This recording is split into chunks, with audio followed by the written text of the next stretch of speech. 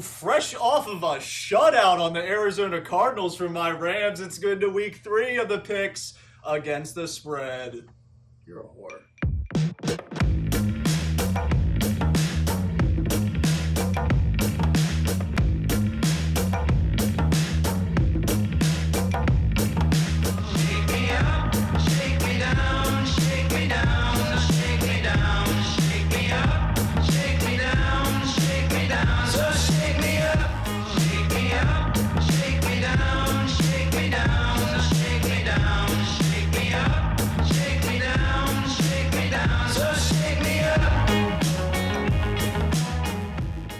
So, Gerald, before we get right into the spread picks for this week, why don't we go over our picking records over the first 2 weeks, where I am 20-12 and you're 14-18. It's a far cry from previous years. You can't be perfect every year. You can't expect to win them all. Some you win, some you lose some. I think it's Chris not being on the set that might be throwing me off. I think it's throwing me on that balance, the three-way balance. Where you at, Chris? Damn. All right, so let's start with the first game. Thursday night, New York Jets travel to Cleveland, where Cleveland is, wow, this is the first time I think I've ever seen this, -3 for the spread. Could Cleveland get their first official win this week?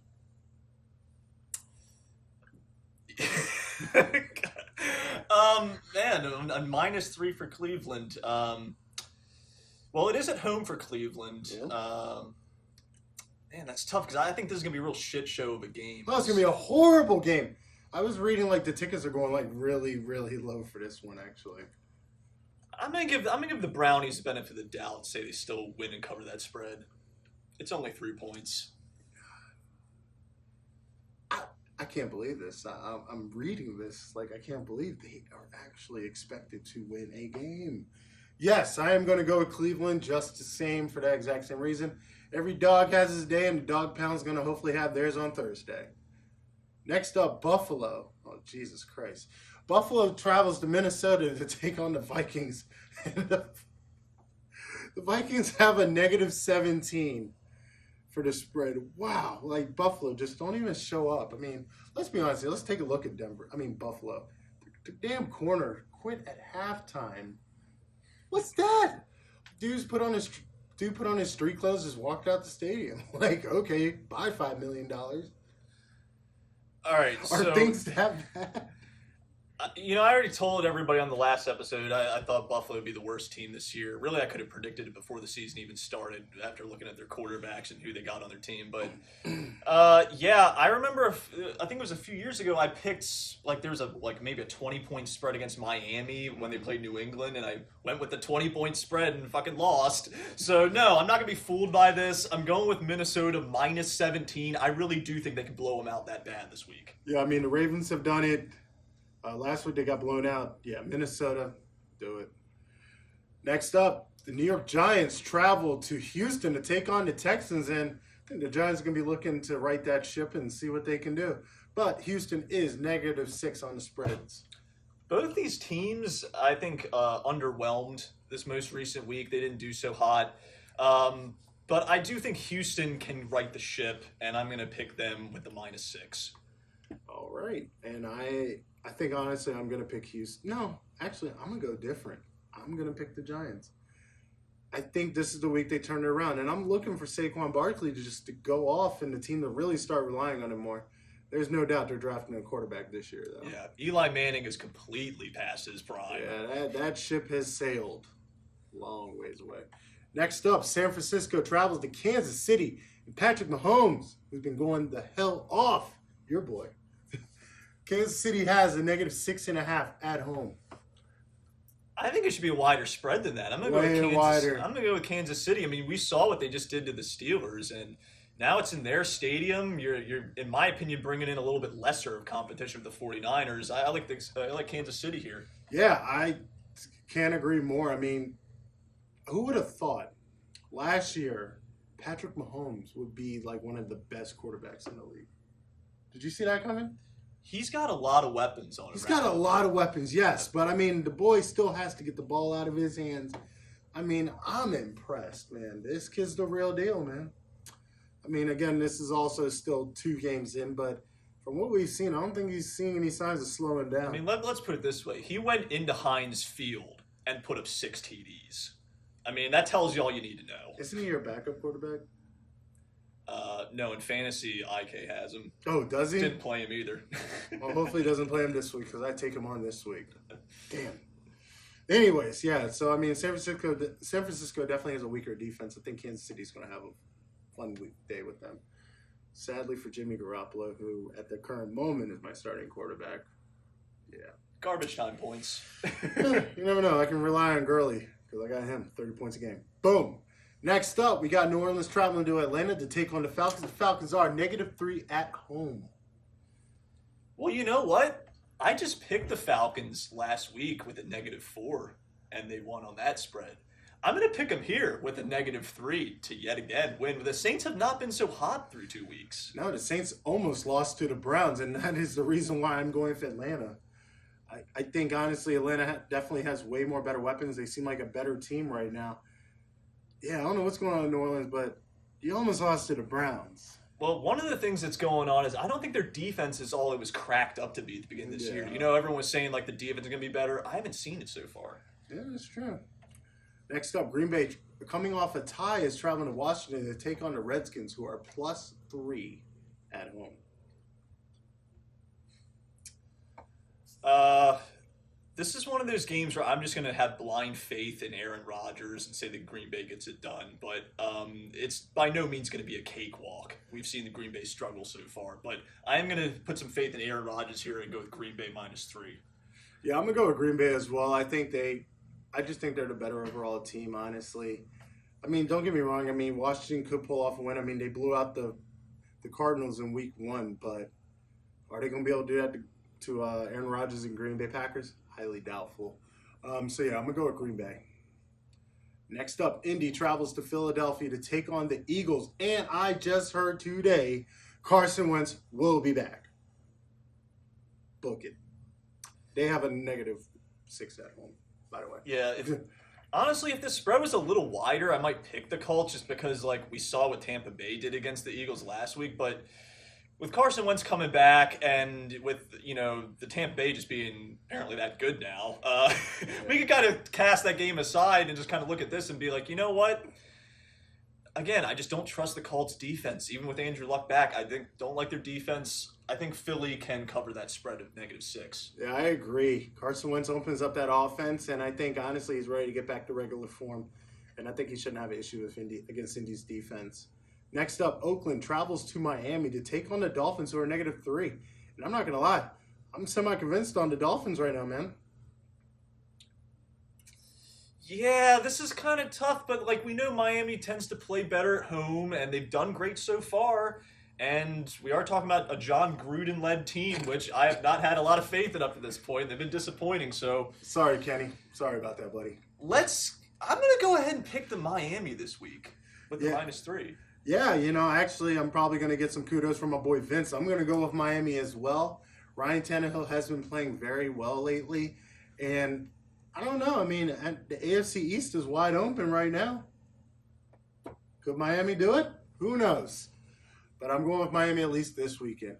And in a game I will be at, thank you, Ross, Denver travels to Baltimore to take on the Ravens, and the Ravens are -5 at home. Looking to bounce back. What it do?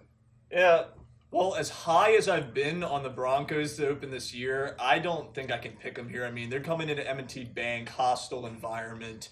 I believe they're coming off a game where they only won by a point. Yeah. So, yeah, I think they're going to lose by maybe a touchdown here. I got Baltimore -5. I think the X factor in this game is going to be the pass rush. If you can get the Case Keenum, this should be a wrap. I mean, as long as Joe Flacco can at least manage the game on the other side, I don't think this is going to be an issue if the defense plays the way they did week 1. So, yeah, I'm going with Baltimore, no question. Yeah, well, the Broncos have a tough defense, too. I think the X factor here is just going to be, is that stadium going to get loud? I think it will. Oh, it's going to get loud. I'm going to be there. Next up, Cincy travels to Carolina to take on the Panthers, and they're -3 at home. This is a trap. Yeah, this isn't an easy one to pick. You know, Bengals have clearly been pretty hot to start the year. They're playing away here. You know what? I'm going to go with Carolina, though, -3. I'm going to say Carolina bounces back after their loss this most recent week. Shit, I'll split the difference. The way Cincy came out the gates last week, if they can do that again against Carolina, why not? Let's go. Cincy by 3. Next up, Tennessee travels to Jacksonville to take on pretty much the best team in the AFC at home. Jacksonville is -6.5. Yeah, I'm going to go with Jacksonville. I mean, I do believe the Tennessee Titans did pick up a win this most recent week, but I mean, come on, it's Jacksonville at home. You got to at least put like a good 8 or 9 point spread on that. 6.5, come on. Yeah, Marcus Mariota, I believe he's not even starting, or at least I think it's questionable at the current moment. I don't know. I dropped him like 2 weeks ago. Anyways, Jacksonville's defense is lights out. Did you see what they did to the Patriots? I mean, it was insane. And the offense, whoa. Can we talk about Jacksonville actually having a legitimate offense now? Indeed. I think Jacksonville, the people making these spreads got to start giving Jacksonville more respect, make some wider spreads, because this is just I'm going to keep picking Jacksonville every time if it's less than 7 points. Exactly. I think, no question, Jacksonville here. Let's keep it moving. And LA versus LA, where the Chargers are the away team and the Rams, your Rams are the home team. How does that work out anyways? That's weird. I think they're still working on building a stadium or some shit. It'll be like a really, really nice stadium one day. Maybe we'll go at the Ravens play their years in the future. But the Rams are -6.5 at home. Well, of course I'm going to take my homer pick and go with the Rams, but also I would like to point out, why is the spread less than an actual full 7 points? I don't really understand that. I really do think the Rams have the edge in this game. Look what they just did to the Cardinals last week. I mean, come on. So, I mean, it is the toughest opponent we played yet, so I give it that, but I'm going to have faith in the Rams. Yeah, just feed Todd Gurley for the sake of my fantasy team. If they keep doing that, they could probably actually go undefeated this season. The Rams, no question. I think the Rams are definitely the better overall team, and probably, I'm not going to lie, I'm saying this on air, on the record, one of the top 2 best teams in the league. Well, thanks. I appreciate it. Who the hell ever thunk that? But here we are in 2018. How far we've come in 2 years. Yeah, right? Rams in 2018 are one of the best teams. Wow. You must be feeling great. It's been a long time coming, huh? It's been a quick turnaround. Can't stop smiling. Next up, Dallas travels to Seattle, where the Seahawks have a -3 at home. Dallas, of course, coming off a win against the Giants. I'm going to take Seattle here. I'm going to say Seattle finally gets it together in week 3 here, playing at home. And, I mean, yeah, it's a 3-point spread. It's not a straight pick 'em, but I still like the Seahawks to win by more than 3. Yeah, I'm going to go with Seattle as well. I'm not convinced on Dallas. Jeez. I'm not convinced on Dallas. I just think the Seahawks are a better team here. Well, when the hell is Prescott going to have more than 200 passing yards in a game? What are you doing, man? Their whole offense now is pretty much nothing but Zeke. I mean, it's just I mean, that's kind of how it was last year. I mean, they're really. I mean,